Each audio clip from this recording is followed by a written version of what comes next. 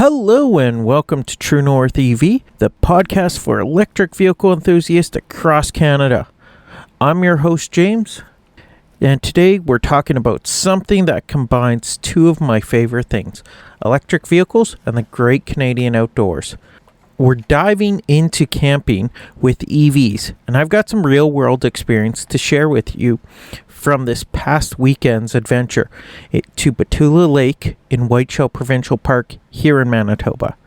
Stick around because I'll tell you about the surprising number of EVs we spotted throughout the park, a charging hiccup that taught me something important about adapters, and why camping with an EV might be easier than you think, especially here in Canada where more and more provincial parks are adding powered sites.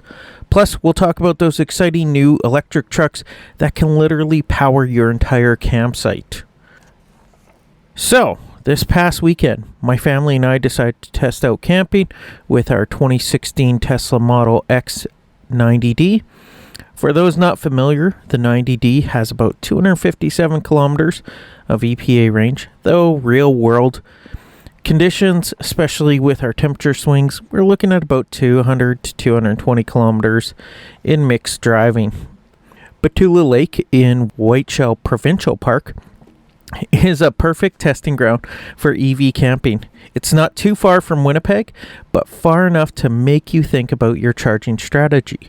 One thing I love about EV camping is that you need to plan your route anyway, which makes you more intentional about the journey.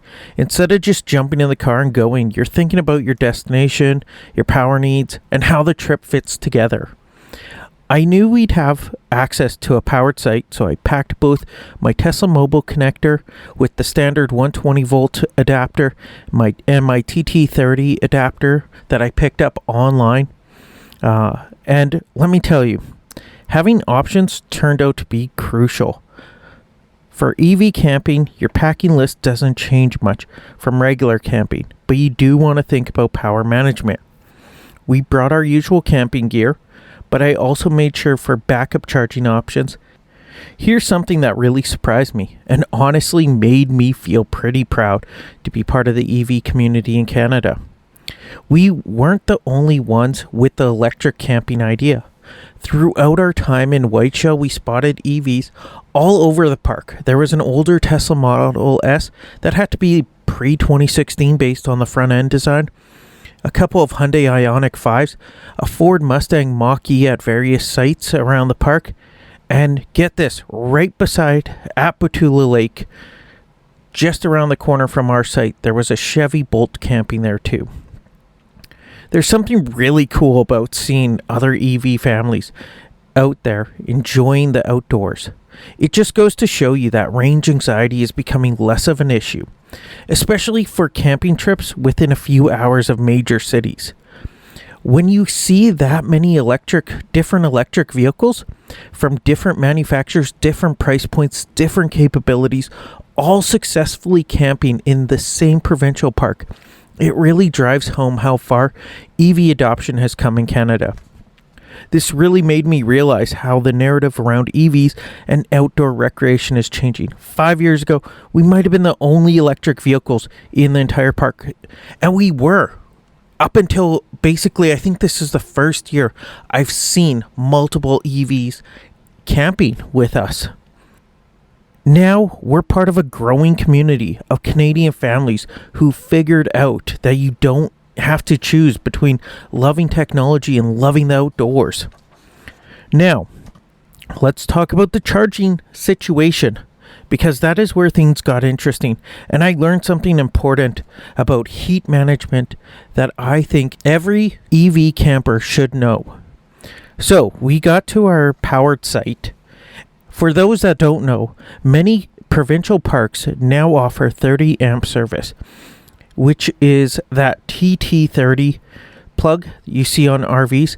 It's basically that or the 1450 plug. So in my Tesla mobile kit, I got the TT30, the 1450, and the 120 plug. So between the three, I'm set. So I had my mobile connector with a TT30 adapter that I picked up recently. which should theoretically give you about 24 amps of charging. That's roughly 5 to 6 kilowatts, so significantly faster than a regular household outlet. Everything started great, plugged in, car started charging at a decent rate, and I thought, perfect, we'll top up while we set up camp. The Tesla was pulling a good amount of power, and I was feeling pretty pleased with my preparation. But here's where things got educational. I went back to grab something from the car about 20 minutes later, and I noticed the charging had slowed way down. The car's display said it had reduced charging speed due to high plug temperature.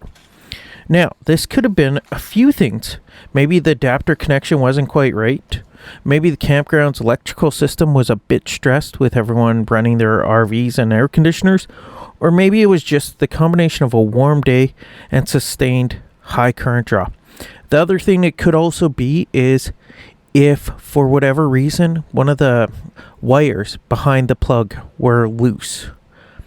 The important thing is the Tesla did exactly what it should do. It protected itself and the electrical system by reducing power when it detected heat. That's actually a really sophisticated safety feature that you want working properly. So after trying that a couple of different times to just see if it was the plug, so unplugging it, leaving it for a bit, and then plugging it back in, same deal.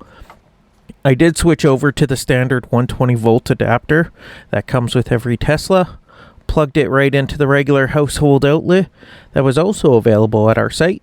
Now, 120 volt charging is slow. We're talking about 5 to 8 kilometers range per hour.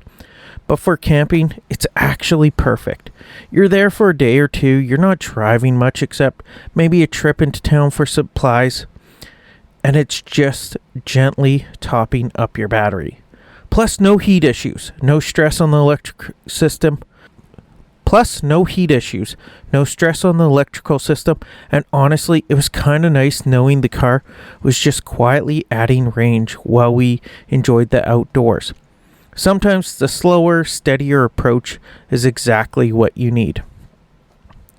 Now, let's talk about the different charging options you'll find at campgrounds across the country, because the landscape is really evolving and there are some exciting developments happening. First, let's talk about the Holy Grail, NEMA 1450 outlets. More and more campgrounds are installing these. That's the same plug you'd use for a home EV charger or a big RV. Some of the newer sites at places like Riding Mountain National Park and Algonquin have started offering these, and I've heard Parks Canada is planning to expand this across their system. With a 1450, you're looking at up to 40 amps of charging. That's roughly 9 to 10 kilowatts for most EVs. That means you could add 50 to 60 kilometers of range per hour, which is fantastic for camping. If you're planning a longer trip or you want to explore more during your stay, this kind of charging speed gives you real flexibility. If you're serious about EV camping, investing in a portable charger, or EVSE, most people call it the charger, that plugs into a 1450 outlet is game changer. You can find Canadian made options from companies like Flow for around $400 to $600, or Grizzly. I personally recommend Grizzly. It's a great company, great chargers, very robust, and they're way more robust than the adapters that come with your car. TT30 plugs, those 30 amp RV plugs, are still the most common at established campgrounds. As I experience, they're great for about 5 to 6 kilowatt charging when everything's working properly. Most EV manufacturers offer TT30 adapters, or you can get universal ones. Just make sure you don't get the ones that are made for RVs. Apparently those don't work, from what I'm told. It's apparently the inside wiring is different. And don't forget about regular 15 amp household outlets. They're everywhere and perfect for overnight charging. Slow but reliable, and honestly, for most camping scenarios, totally adequate. Some of the newer sites even have multiple options, so you can choose based on how long you're staying and how much charge you need. For EV campers, I'd recommend having adapters for both TT30 and 1450 if your vehicle supports it. Tesla makes these, and there are universal options for other EVs too. Just always check your connections are tight. Loose connections cause heat, and heat causes charging to slow down or stop, as I learned firsthand. Also, it is a fire risk. We want to avoid that, especially with this year. Want to avoid that always.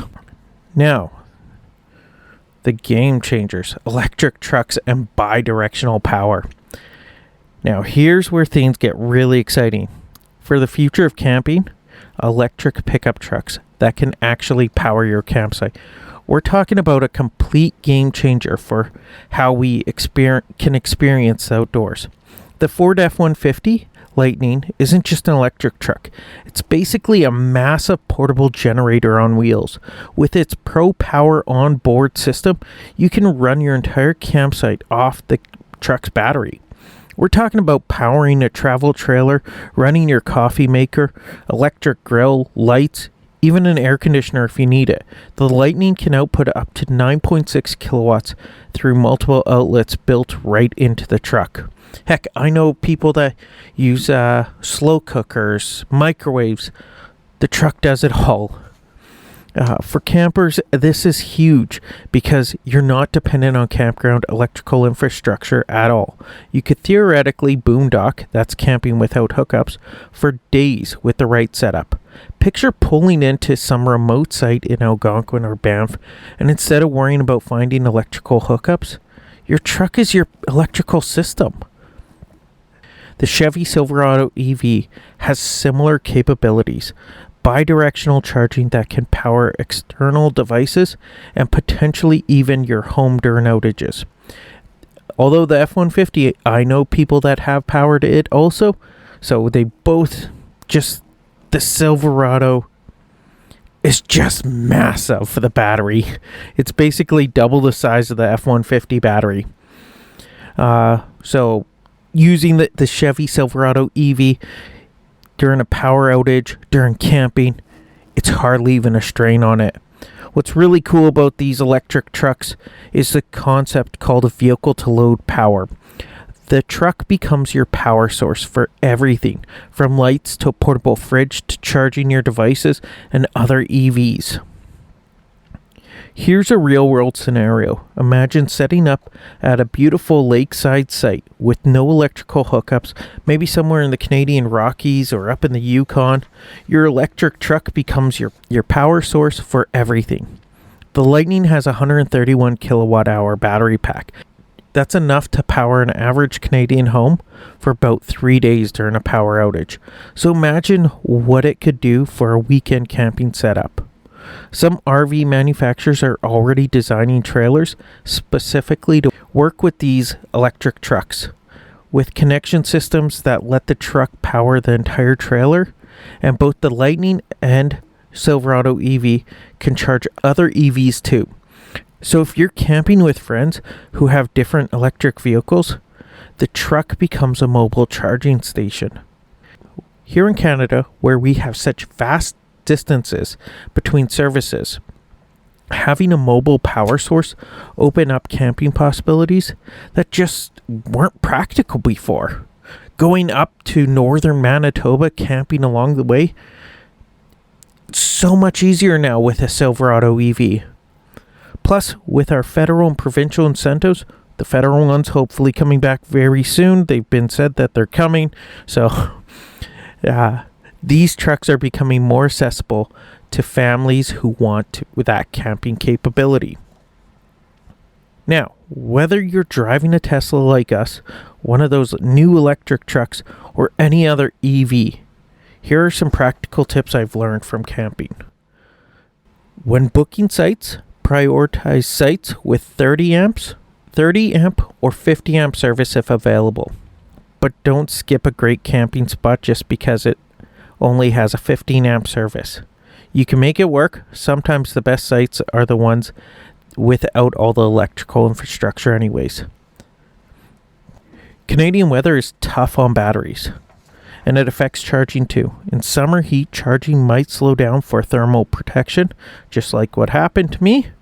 In winter, you'll use more energy for heating, but cold air actually keeps charging components cool, so winter charging can actually be more efficient from a heat management perspective. Always have multiple charging options. I carry both my TT30, my 1450, and my 120 volt plug adapters.